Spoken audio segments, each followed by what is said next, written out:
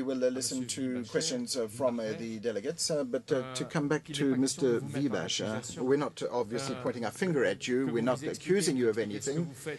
We're very interested to find out what you're doing. Of course, you're Chairman and CEO of Sanofi Aventis. You talked about the prevention activities. You talked about the research and development activities that you carry out. And coming back to what Taneja said,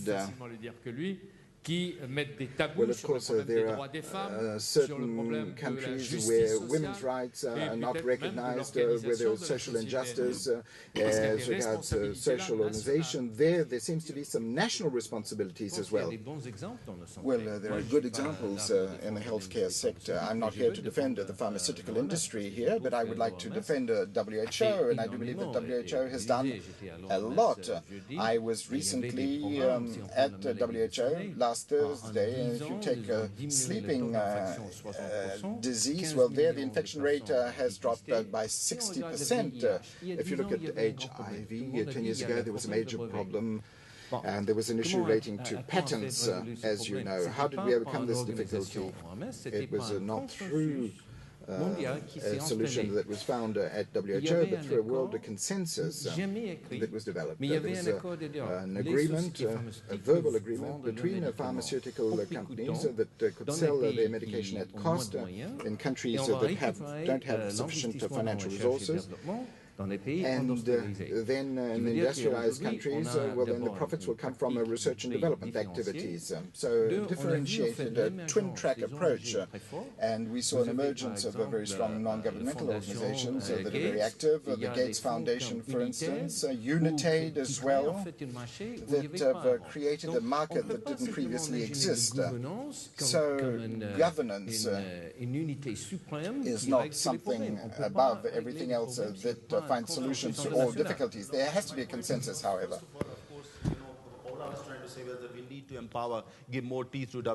Oui, effectivement, je crois qu'il faudrait donner plus de pouvoir à l'OMS aujourd'hui. Pour ce qui est de l'industrie pharmaceutique, vous avez évoqué l'industrie pharmaceutique, mais il faut savoir que ce sont des géants qui sont très puissants aujourd'hui.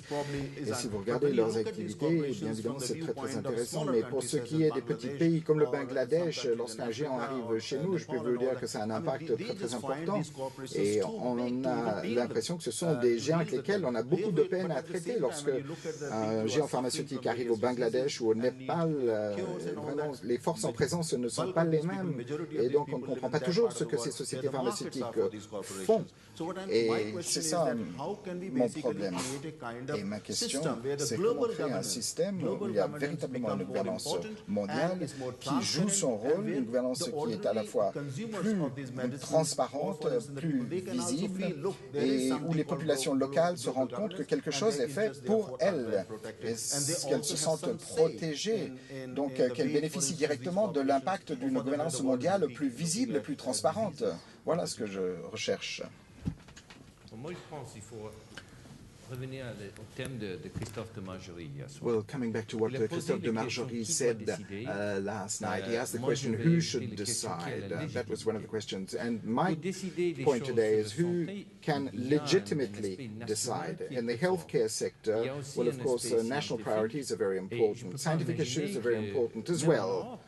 And even in Europe, we see that there are limitations if you want to intervene in the healthcare sector, because it's a national domain, it's a national prerogative, but there are other instances, other fora that can be used, non-governmental organizations, the creation of consensus, for instance, quality standards for production, good manufacturing practice standards. This is a result of a consensus that has been reached internationally and that is then adapted and accepted at the national level to find practical and pragmatic solutions, good manufacturing practices. 80 or 90% of drugs are in the public domain today, no longer protected by a patent. So this is very good news. And you cannot say that it's the US or European major corporations that are dominating the healthcare market. What you're suggesting are research and development activities. And look at what the Gates Foundation is doing in this respect, or the Global Fund. viehbacher peut parler anglais quand il s'adresse à Naléja, français. Yes, our friend Chris viehbacher can speak English and French, and I know that you speak German as well. Depending on who you're talking to, and this shows exactly, or this highlights your responsibilities. Your group turnover is 29 billion euros. In Germany, and the research and development, in what area are you working currently, and what countries are you targeting? Well, all illnesses everywhere in the world, especially infectious illnesses, leishmaniasis, sleeping sickness, dengue fever, malaria, and in Morocco we have a plant, a Sanofi Aventis plant. We're able to manufacture drugs here to fight malaria.